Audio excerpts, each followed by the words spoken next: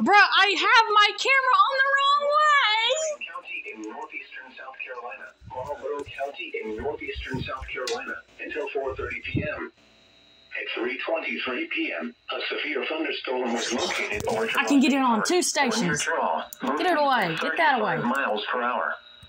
Hazard: 60 miles per hour wind gusts and quarter-size hail. This thing is being stupid. North Carolina Here we go. Northeastern South Carolina and northeastern vehicles is possible. I can get it on this. Damage to trees and power lines. Locations impacted include Bennettsville, Dillon, Metcalf, Roland, 323. Brownsville, Oak Grove, south of the border. Hail damage to vehicles is possible. 50 miles per hour wind gusts and quarter-size. Source: radar indicated. Impact: minor hail damage to vehicles is possible. Expect wind damage to trees and power lines. Locations impacted include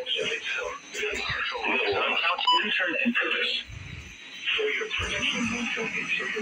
Right. Brownsville, Grove, south of the border, Wallace, Bingham, Chevittown, Dunbar, Little Rock, Minturn, and Purvis. For your protection, move to Yo, it went out.